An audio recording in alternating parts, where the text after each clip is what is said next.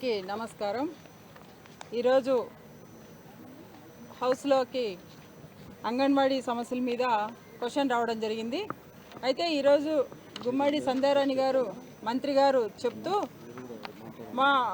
ఏదైతే మా ప్రభుత్వం వచ్చినాక అంటే ఈ కూటమి ప్రభుత్వం వచ్చిన తర్వాత అంగన్వాడీ స్కూల్స్లో అంగన్వాడీలు చాలా చక్కగా పనిచేస్తున్నారు. అలాగే అక్కడ పనిచేస్తున్న వర్కర్స్కి కానీ టీచర్స్కి కానీ మా కూటమి ప్రభుత్వంలోనే చాలా మంచి జరుగుతుంది. గత ప్రభుత్వం ఏ విధంగా కూడా వాళ్ళని పట్టించుకోలేదు. గత ప్రభుత్వంలో చేయనివన్నీ కూడా మేము ఈ ప్రభుత్వంలో చేస్తున్నాము అని చాలా గొప్పగా చెప్పడం జరిగింది. అంటే ఈరోజు ఆమె స్టేట్మెంట్ చూస్తే చాలామంది అంగన్వాడీ వర్కర్స్ అంగన్వాడీ వాళ్ళంతా కూడా చాలా ఇదిగా ఫీల్ అవుతారు. అంటే మీరు ఇక్కడ ఒక విషయం గమనించాలని సంధ్యారాణి గారికి నేను స్ట్రైట్గా అడుగుతున్నాను.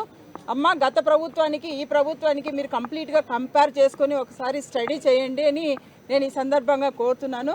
ఈరోజు మీరు అంగన్వాడీ వాళ్ళకు మంచి చేసింటే గత 3 రోజుల నుంచి ఎందుకు వాళ్ళు మహాధర్నా చేపట్టడం జరిగింది? ఈ సందర్భంగా నేను అడుగుతున్నాను. సంధ్యారాణి గారు, వాళ్ళకు సమస్యలు లేకుంటే ఈరోజు ధర్నాకు రావాల్సిన అవసరం వాళ్ళకి ఏముంది?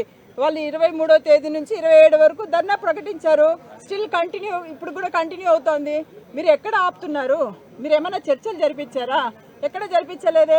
వాళ్ళ డిమాండ్స్ కూడా ఈరోజు వాళ్ళు క్లియర్గా చెప్పడం జరుగుతోంది. వాళ్ళు ఈరోజు అంగన్వాడీ వాళ్ళు అడుగుతోంది, వాళ్ళకు వేతనాలు పెంచాలని అడుగుతున్నారు.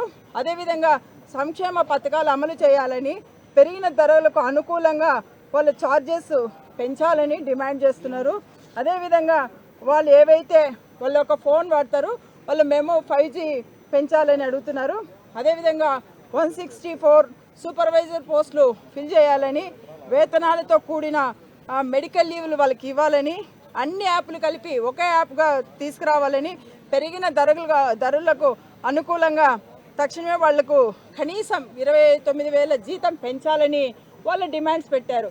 ఈ డిమాండ్లలో వాళ్ళు ప్రకటించిన డిమాండ్లలో ఏ ఒక్క డిమాండ్ అయినా మీరు నెరవేరుస్తున్నారా? నెరవేర్చే ఆలోచన మీకుందా? ఉంటే ఈరోజు ఎంత ధర్నా జరుగుతోంది, వాళ్ళని కూర్చోబెట్టి మీరు ఎందుకు చర్చలు జరపలేదు? ఒకవేళ చర్చలు జరిగింటే మీకు వాళ్ళ ఫలితం లేదా అని అడుగుతున్నాను. ఎందుకు ఈరోజు ఇంత ధర్నాలు జరుగుతున్నా కూడా వాళ్ళని వదిలేస్తున్నారు? ఎందుకు ఒకసారి వాళ్ళు పిలిపించుకొని మీరు చర్చలు జరపలేదు అని నేను ఈ సందర్భంగా అడుగుతున్నాను. మీరు ఏదైతే చెప్పారో నేను ఈరోజు ఈ సందర్భంగా చెప్తున్నాను. మా ప్రభుత్వంలో, మా వైఎస్ఆర్ గవర్నమెంట్లో, మా జగనన్న ప్రభుత్వంలో, మా జగనన్న ప్రతి ఒక్కరికి వాళ్ళు ఏదైతే అంగన్వాడీ వాళ్ళు ఉన్నారో వాళ్ళందరికీ కూడా ఆ రోజు సంక్షేమ పథకాలన్నీ కూడా అందించిన పరిస్థితి. ఈరోజు మీరు ఎందుకు అందించలేదు అని నేను ఈ సందర్భంగా అడుగుతున్నా. వచ్చిన వెంటనే కూడా మేము వాళ్ళకు జీతాలు పెంచిన పరిస్థితి.